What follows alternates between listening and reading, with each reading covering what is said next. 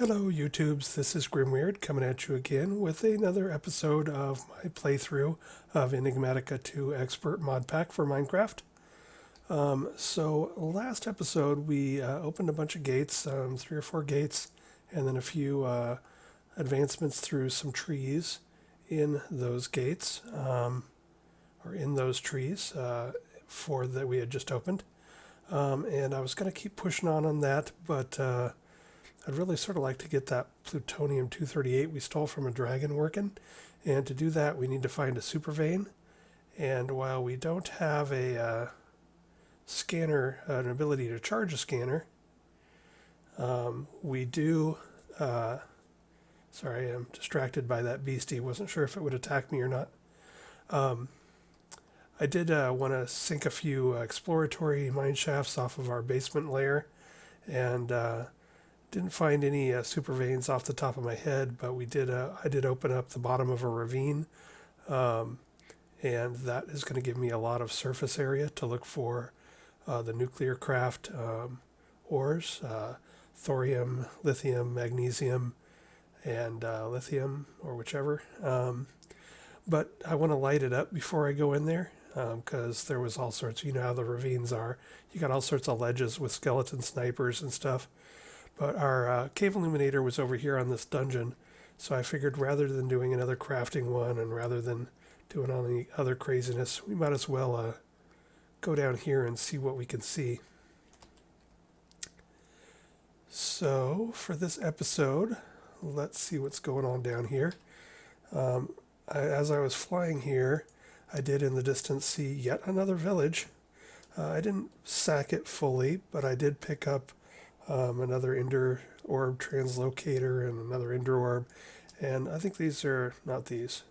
I picked up a couple fire charms, and I think those are sort of nice to have around because I think that they are going to help us. Well, I know they help us against dragons. So if you were here during the last one of these, you'll know that the cave illuminator will put up a bunch of lights down here. And we'll see if we can spot one. Yeah, see those yellow lights? So that's what it does.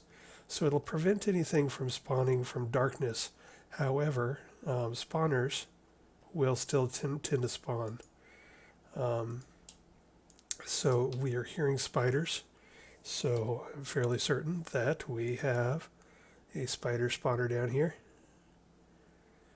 which is too bad. I'm still looking for a skeleton spawner, but I can tell right away that this is a big ass maze.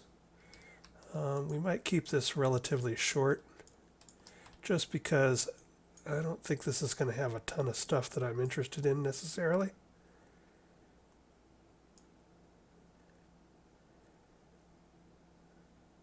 So far I'm not seeing, from the first 2 chests, I'm not seeing anything that's too overwhelming. And I've gotten so much chest loot from all the villages that I've visited that I'm starting to think that I've seen most of the good stuff. But we will give this just a little bit more time, since we are here. Now I do not think these flares go away when you pick up the cave illuminator, so we could always pick this up, wander off, and come back later. I am digging all of these crystals, though, so may as well grab that.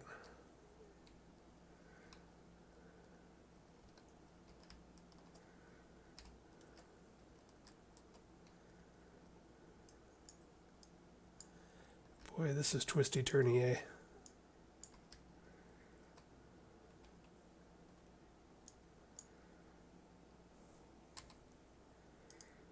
My glider away because I won't need it down here. But at any moment I may go nuts and just start taking out the walls with my pick, so...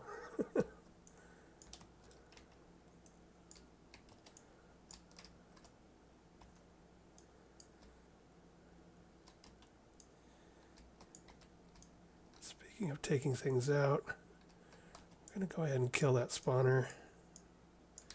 We can always use the bits, the broken spawner bits, for something in Ender IO.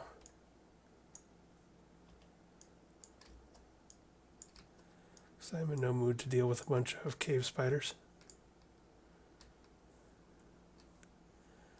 Alright, so this is looking less exciting than I had hoped. So we may just sort of cut this short, go grab our cave illuminator off the roof, and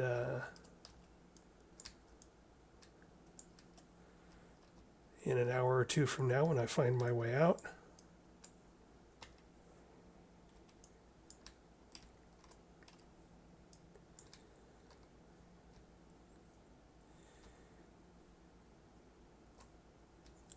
yeah, let's head back up.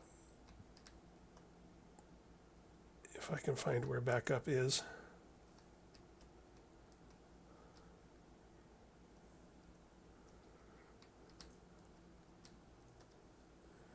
Here we go. So I may be missing out on supreme and wonderful treasure there, but mostly I just wanted to take a look at what was down there. And that has been accomplished. So we're going to go grab our cave illuminator, and we're going to set it up above. Yoink. So one thing I did was the last village I was at had a peace candle in the little church, the little cobblestone building. There's a chance that a peace candle will be in it. So I set that up so now nothing should spawn within about 3 chunks of that candle, so that'll be nice. I'm topping off my mana pool. Finally remembered to fill that in some. Let's go grab the cave illuminator. My pick probably sent it to my drawers. That sounded weird.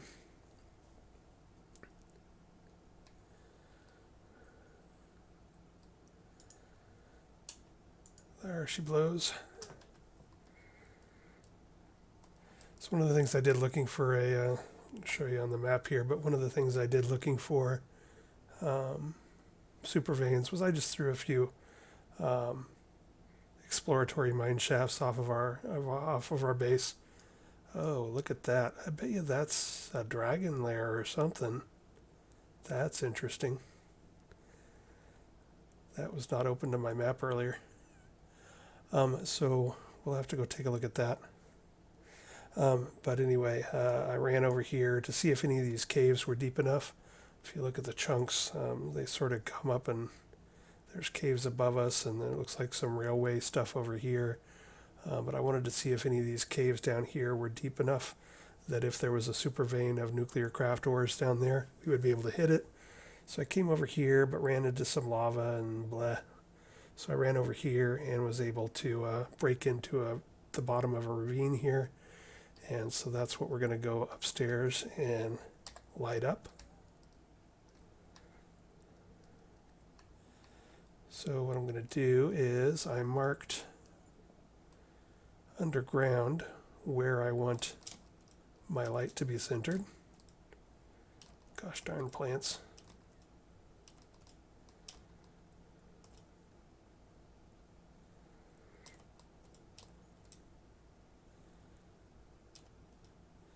So we're going to come out here, throw the cave illuminator there. Then we're going to give that a minute, and we'll see how far it gets actually by the time we run over there. It's slow, but it's not glacially slow.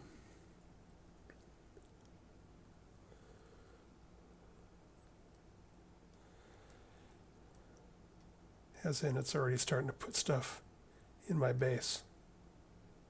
Cool.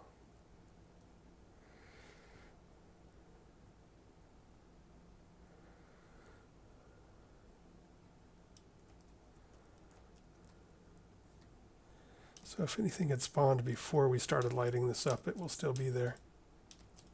So yeah, we'll have to watch out for that. That might be a reason to take a break and do some other stuff, and then come back here when this is better lit. But But you can see it's already doing a good job of lighting things. Those little yellow spots are everywhere. You can see up there some wood, so we probably intersect with a mine shaft. What I'm really looking for here is along the walls. I'm looking for any indication of a Nuclearcraft supermine or supervein. So that's going to be a high concentration of the ores are like pink, white. Hey, you. Pink, white, black, and gray.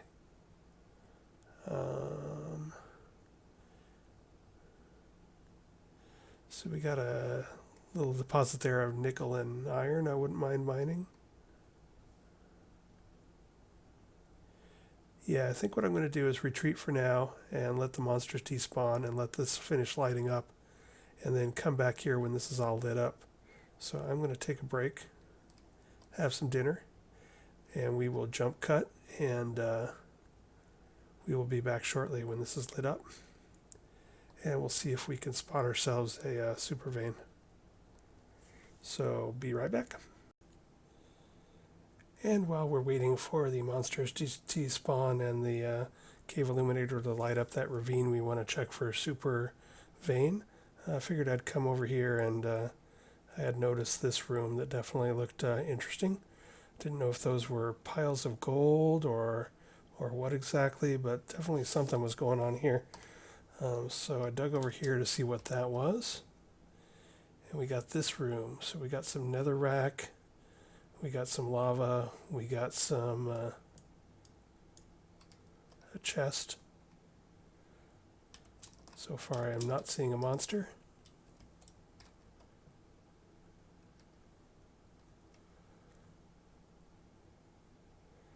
A little worried about traps. I don't know what's going on here, but we'll go ahead and cautiously go see if we can see what's in that.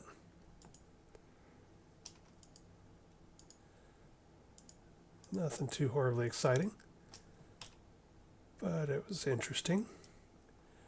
While I'm here, this is deep enough to show us a super vein if there happened to be one spawning up against this room. I am not, however, seeing anything that looks like super vein material.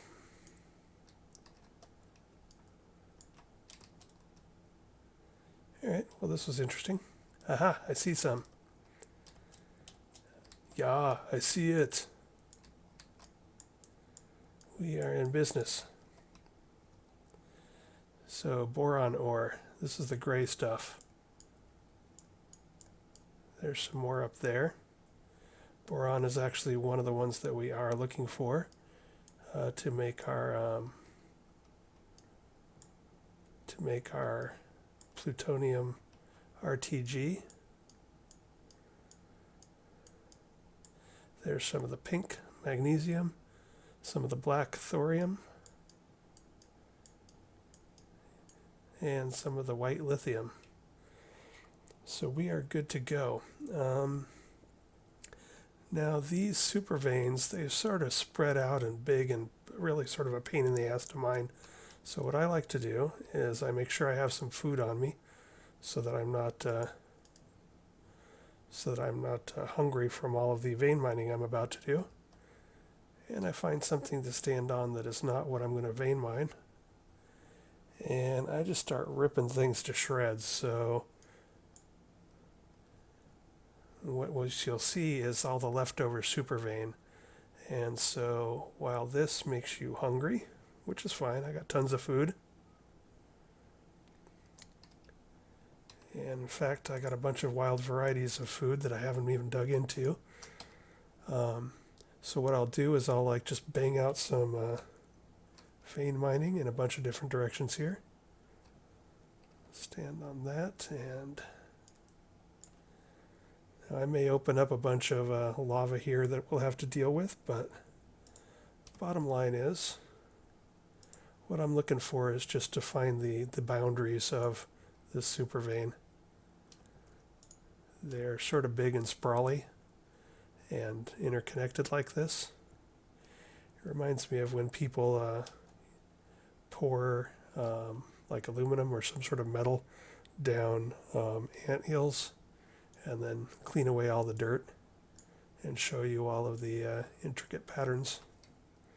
So that's sort of what we're doing. We're cleaning away all the stuff so that we can actually see the supervein.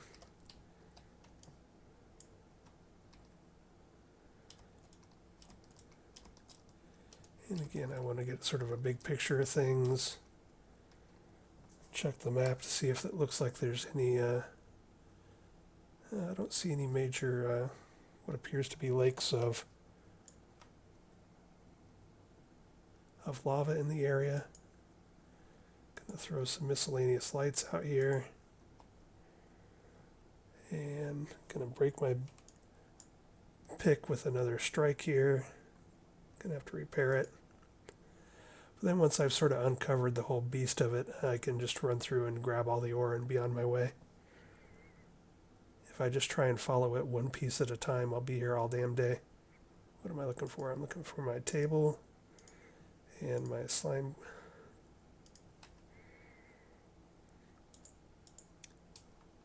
So mission accomplished. It wasn't exactly where I thought we might do it, but this is exactly what I wanted to get done, which was find a supervein of these ores and dig it up, and so that we can make our Plutonium RTG.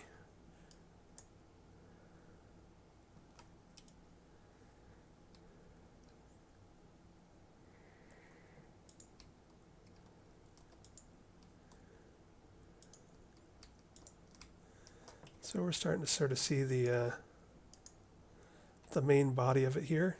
I think it goes up a bit taller, so we're going to want to do that. But again, we don't need all of this. I can come back and get the rest of this later. I just want to get the lion's share of it now. And I broke my pick again.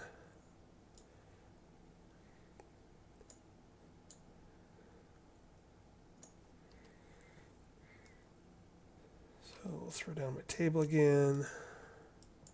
One nice thing is that as soon as we get the compressor, I believe I can make reinforcement plates, and I have got 6 modifiers on my pickaxe. So we're going to use 5 of those modifier slots for unbreakable. We're going to reinforce it 5 times, which makes it unbreakable. And then we will never have to worry about that again, and we can vein mine to our heart's content. So now that I've sort of cleared away all of the normal stone from around this stuff, I can just sort of wander through here and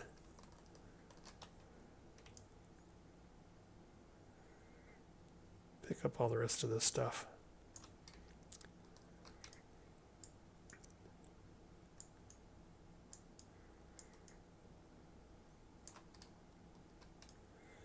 And again, if you see a bunch of lava around on your map, you might not want to do it this way, but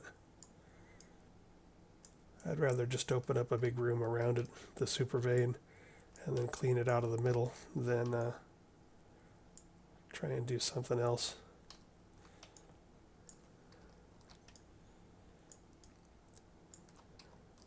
If I am seeing that, I have other concerns to worry about, I can always break out the hammer and do a 3x3 pattern and just sort of wade through it that way.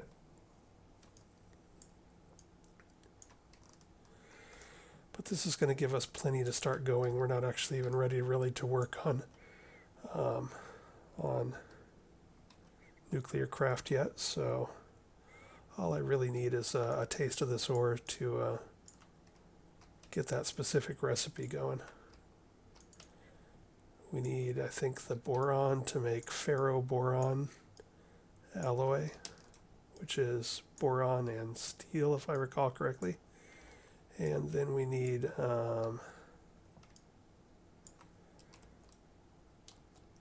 lithium to alloy, so it's ferroboron mixed with lithium, I think. I'm not 100% sure I can do that in my smeltery, so we might have to rush towards the induction furnace. We'll double check.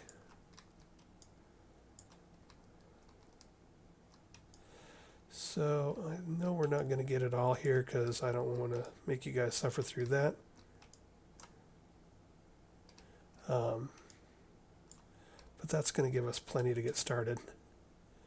And it's not like I can't find this place again when I need the rest of it. So I'm going to throw down some torches just so that it's not too horribly messy when I come back.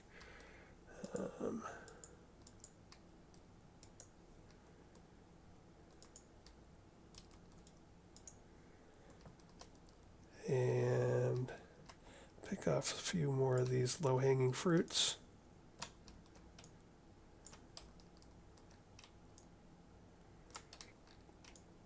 So that if something does spawn up there and wants to jump on me, at least it takes plenty of damage when it comes down.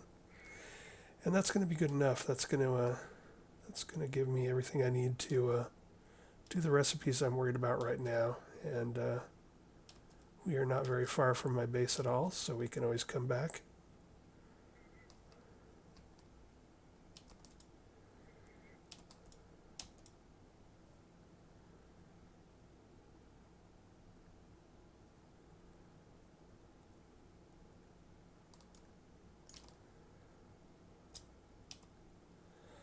This is the little fishing lake I have off of my second floor.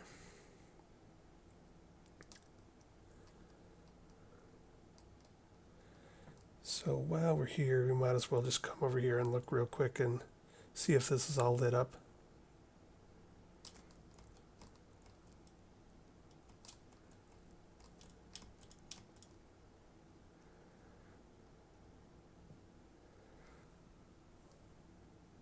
So yeah, I'm not seeing any red dots here for monsters, so I think we're good with that. I'm gonna go ahead and do I have any stone or something? Yeah, I do. Gonna go ahead and plug this water so I can step out there and take a look at what's going on.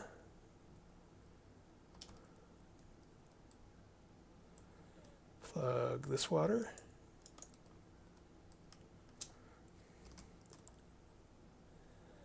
Alrighty, we are in business. Definitely got some mineshaft action up there, so that's nice.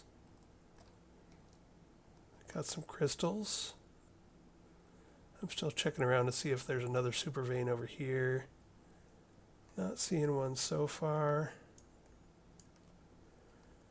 which is fine. We don't really need one now. We did find one that we needed. But yeah, I'll come back and I'll steal all the ores out of the wall for this when I get a minute. I'll vein mine this basalt as a nice little addition to my, or this obsidian, as a nice little addition to my obsidian pile.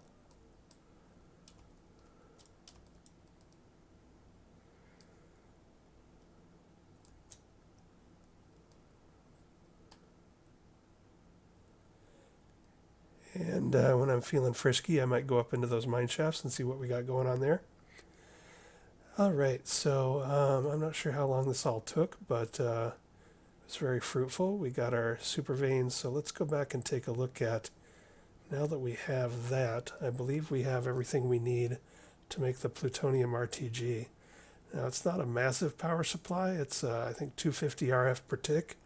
We're already getting, I think much better than that off of this power supply here, but it's nice and mobile, so I can take it everywhere. It doesn't have any fuel.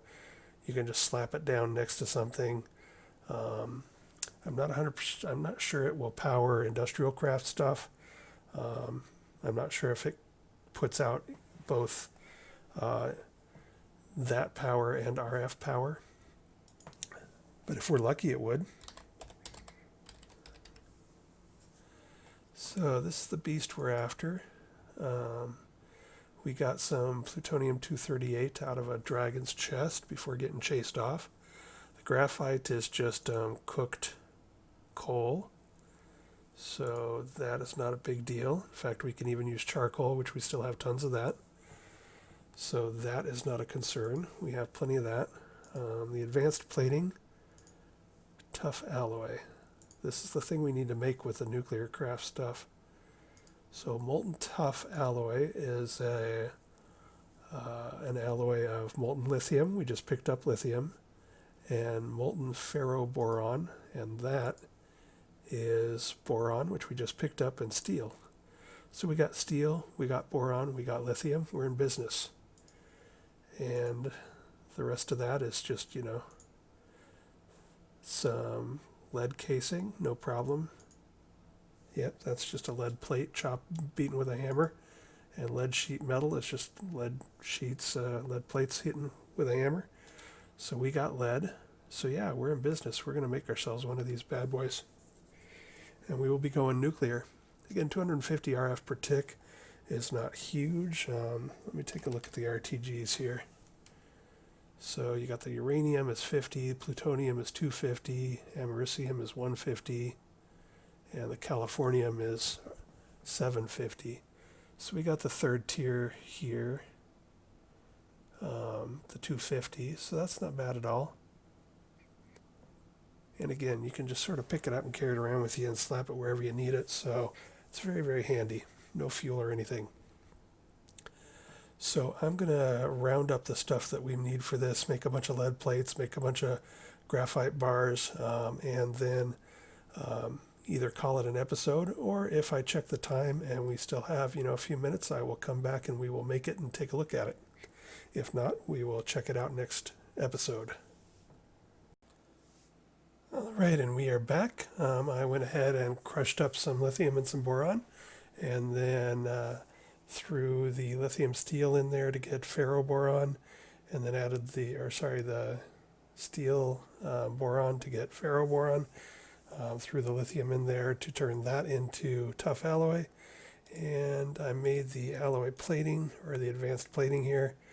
So I got my tough alloy, and so we're pretty much good to go. Got everything here except the plutonium, which is upstairs. I did double check to see, and I think the Nuclearcraft radiation is off in this mod pack. So the thing that happened to me when I was testing this earlier was I think I picked up a tiny pile of plutonium, which is an IC2, an Industrialcraft 2 nuclear thing, and it does have radiation and radiation sickness. So I think this bad boy, the Nuclearcraft Plutonium-238, will not kill me. I'm still not going to hold it in my inventory any longer than I have to. So we're going to run over here and do that, and boom, we got it. So, and while I was reading about that, trying to find out if that sucker was on or not, I did see a good advice. Somebody had run into the same problem I did, where they looted a dragon chest, not realizing that some of the stuff was radioactive and could kill you, and then just died over and over, because you die so fast you don't even necessarily have time to find it and get it out of your inventory when you pick up your gravestone.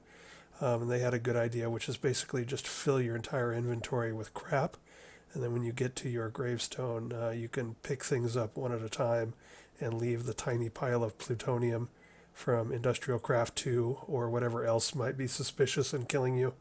Leave it on your corpse until you can, come back maybe with a hazmat suit from Industrialcraft. So we are good to go here. I think this just puts out RF and does not put out, will not work with Industrialcraft 2 stuff. But we now have something that, if I understand correctly, it will do 250 RF per tick, and we can just carry it around and plug it in wherever we want.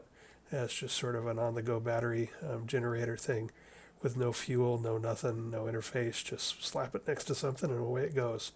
So that's going to be handy. We're already getting, a decent amount. I think we're getting at least 1,000 RF per tick out of this setup here. So we don't need it directly here, but there will be cases where I need to take some power on the road and do something somewhere else. So that's going to be a wonderful thing to have, and I'm very happy I have it. So with that, we have successfully gone nuclear, and I'm going to call this an episode. So we found the supervein that we were looking for, and we made the RTG, the radioisotope thermoelectric generator, I believe is what that stands for. And so we now have another power source, another fuelless power source, which I dig. And so, yeah, good stuff. And now with that brief interlude, I think what we'll do next time is get back to opening up some more of this stuff. So we got to make some fire mills for GP production. We got to make the generator, macerator, extractor, and compressor. We got to make the metallurgic infuser and the enrichment chamber. And once we have those machines, we'll be ready to make some serious damage, do some serious damage, actually get into some real technology here. So that's what's coming up in the next episode or two, and I will talk to you later. Bye.